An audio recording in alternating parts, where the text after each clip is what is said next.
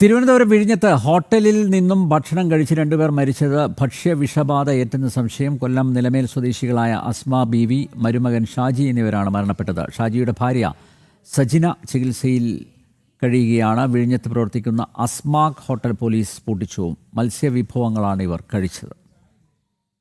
ഇന്നലെ രാത്രിയിലാണ് കൊല്ലം നിലമേലിൽ നിന്നും എത്തിയ 6 കുടുംബം വിഴിഞ്ഞത്തെ അസ്മാക് ഹോട്ടലിൽ നിന്നും ഭക്ഷണം കഴിക്കുന്നത്. കടൽ വിഭവങ്ങൾക്ക് പേരുകേട്ടതാണ് ഈ ഹോട്ടൽ.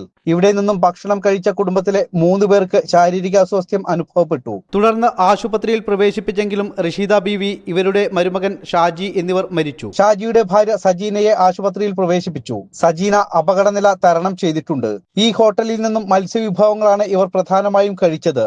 ഏതെങ്കിലും തരത്തിലുള്ള അലർജി ഇവർക്ക് ഉണ്ടോ തുടങ്ങിയ കാര്യങ്ങൾ പരിശോധിക്കുന്നുണ്ട്. പോസ്റ്റ്മോർട്ടം റിപ്പോർട്ടിന് ശേഷം മാത്രമേ മരണകാരണം വ്യക്തമാകൂ. ആദ്യമായിട്ട് ഇതിൻ്റെ പരിശോധന റിപ്പോർട്ട് വരട്ടെ.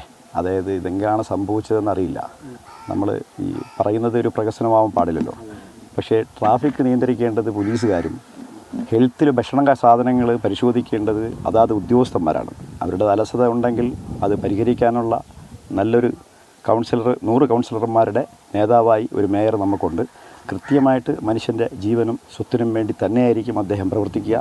ഉദ്യോഗ ലോബികൾ എന്തെങ്കിലും അനാസ്ഥ കാണിച്ചിട്ടുണ്ടെങ്കിൽ കർശനമായ നടപടിയും ഉണ്ടാകുമെന്നാണ് ഞാൻ പ്രതീക്ഷിക്കുന്നത്. സീസൺ അല്ലാത്തതിനാൽ ഇതര സംസ്ഥാനങ്ങളിൽ നിന്നുമാണ് ഇവിടേക്ക് മീനുകൾ കൂടുതലായി എത്തുന്നത്. ഹോട്ടലുകളിൽ കാര്യമായി ആരോഗ്യവകുപ്പിന്റെ പരിശോധനകളും നടക്കാറില്ല. സമീപ ജില്ലകളിൽ നിന്നടക്കം വിഴിഞ്ഞത്തെ ഹോട്ടലുകളിലേക്ക് ഭക്ഷണം കഴിക്കുന്നതിന് മാത്രമായി ആളുകൾ എത്താറുണ്ട്. ജനം, തിരുവനന്തപുരം.